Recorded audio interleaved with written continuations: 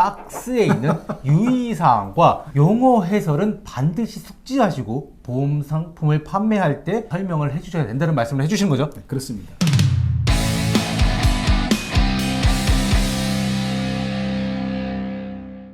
안녕하세요. 보험 전문 기자 김승동 기자입니다. 네, 최수영 변호사입니다. 약관에 나와 있는 게 더 중요할까요? 아니면 판매 과정에서 설계사 분이 고객에게 설명하는 게 더 중요할까요? 설명하는 게 더 중요하죠. 약관은 이렇게 보장할게 얘기를 했는데 설명하실 때는 이만큼 보장할게 라는 거를 가지고 있으면 이 설명 의무가 훨씬 더 중요해서 받을 수 있다는 거죠. 네, 그건 이제 개별 약정으로 봐가지고 개별 약정 우선의 법칙이라고 법리에 의해서 약관에 없던 내용을 개별적으로 약정해버렸네 이렇게 봐버립니다. 그런데 보험 영업을 하는 설계사분의 입장에서는 교육을 듣고 이렇게 설명을 했던 가정을 하죠.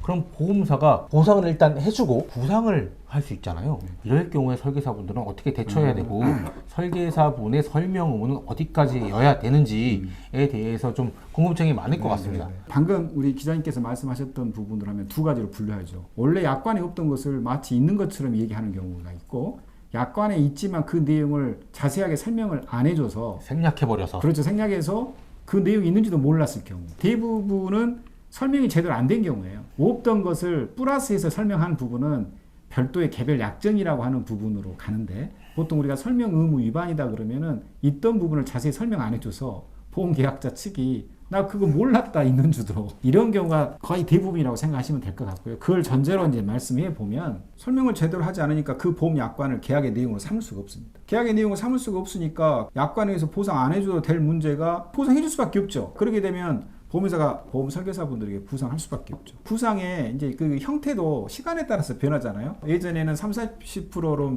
매듭을 지었던 청구의 모습이 이제 그냥 100%까지 해서 하는 부분으로 결과에 상관없이 일단 굉장히 부담스럽죠. 부상을 당하지 않는 방어하는 차원에서라도 이 설명의 의무가 굉장히 주입이 돼야 돼요. 약관에 나와 있는데 설명을 안 했거나 혹은 약관에 나와 있지도 않은데 설명을 해버렸거나 이런 것들을 좀 방지하려면 설계사분들은 어떻게 좀 하셔야 될까요? 비법 없습니다.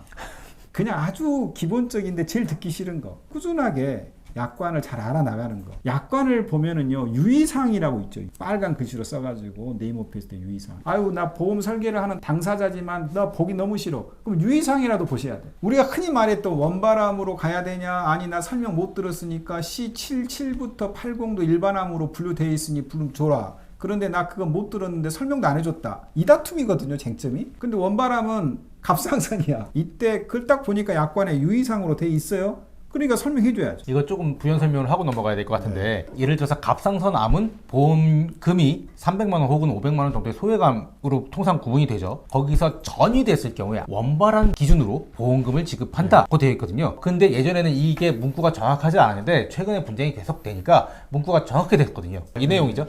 내가 가지고 있는 약관 중에 적어도 유의사항이 뭐냐라는 부분들은 한번 체크하셔야 된다. 그리고 그 부분에 대해서 설명해 줘야 된다라고 하는 부분이 비법 아닌 비법이다. 두 번째, 그 박스 표에는요, 유의사항이라는 게 있고 용어풀이라는 게 있습니다. 유의사항과 용어풀이는 적어도 설명 의무 대상이 될 거다라고 생각하시고 그 부분은 찬찬히 한번 읽어보시면서 설명해 주는. 설계사분들 이 영상 보신다면은 박스에 있는 유의사항과 용어 해설은 반드시 숙지하시고 보험 상품을 판매할 때 설명을 해주셔야 된다는 말씀을 해주시는 거죠? 네, 그렇습니다. 자, 근데 아이러니한 게 이런 거예요. 보험금을 청구하는 입장에서는 설명을 안 듣는 게 유리하겠어요? 설명 듣는 게 유리하겠어요? 설명 안 듣는 게 유리하죠. 그런데 보험 설계사 입장에서는 설명하는 게 유리합니다. 이게 이해관계가 달라집니다. 자, 그러면 제가 보험 계약자 측에 있는 입장이라면 보험 설계사 선생님들한테 설명 열심히 하세요라는 말 할까요, 안 할까요? 안 하죠. 왜냐하면 보험금을 청구하는 입장에서는 설명을 안 들었다고 얘기하는 부분은 소송상의 쟁점 중에 하나인데, 제가 보험 설계사 선생님들한테 이 부분 설명해 하십시오 라고 하면 다 설명했다는데 보험금 못 받죠. 그러니까 이게 입장 차이가 이게 달라집니다. 하나의 문구라 하더라도. 근데 오늘은 보험 설계사 선생님들이 설명 의무를 제대로 해서 구상을 내가 당하지 않으려고 하는 최소한의 조치가 뭐냐라고 할 때 약관의 유의사항과 용어 풀이 정도만큼은 눈여겨보셔야 됩니다. 꼭 반드시 거기에만 한정돼 가지고 설명 의무가 된다는 건 아니에요. 왜냐하면 설명 의무는 중요한 사항이면 해야 되는 거니까 유의사항과 용어 풀이만 중요한 사항은 아니에요. 그거 외에도 중요한 사항은 있습니다. 이제 제가 이 부분은 다른 자리에서도 이야기합니다만은요, 전문가분의 기본은요, 데이터량의 임계치를 넘어야 되는 거예요. 데이터가 말해줘요. 머릿속에서 내가 축적되고 있는 데이터가 쭉 나오면서 저절로 정리가 되는 거예요. 그런데 데이터가 적다 보면은요, 머리가 스스로 돌아갑니다. 이걸 우리가 잔머리라고 그러죠. 그러니까 데이터가 스스로 돌아간다. 이게 AI입니다. AI는 방대한 데이터량을 스스로 돌리는 거예요. 그러니까 자연스럽게 답이 나오는 거고요.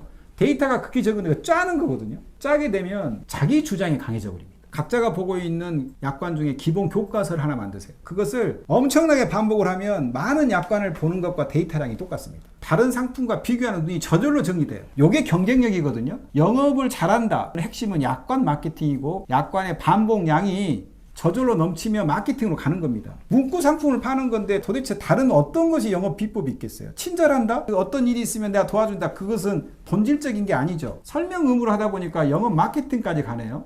그러니까 결국 그 사이가 뭐가 있어요? 약관의 문제죠. 그럼 약관은 어떻게, 언제, 어디서, 어떻게 매일 꾸준하게 읽어내느냐의 문제예요. 제가 반성되네요.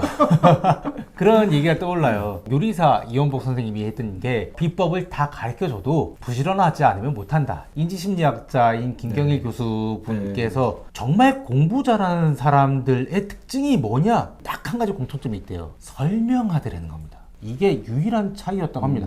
반복 학습 계속하면 자연스럽게 설명할 수 있거든요. 저는 기자니까 알았다고 생각했는데 쓰려고 그러니까 안 나와요. 이건 취재가 덜 된 겁니다. 그렇게 반성이 되네요, 저도. 설명 의무는 설명을 또 잘해야 될 의무도 부여되고 설명을 잘해야 마케팅을 하는 거고 구상권을 방지하기 위해서만이 아니고 영업을 잘하기 위한 것도 되기 때문에 그게 동전의 양면이 되는 거예요. 오늘 굉장히 반성하게 되는 방송이었던 것 같습니다. 오늘 말씀 감사합니다. 네, 감사합니다. 네.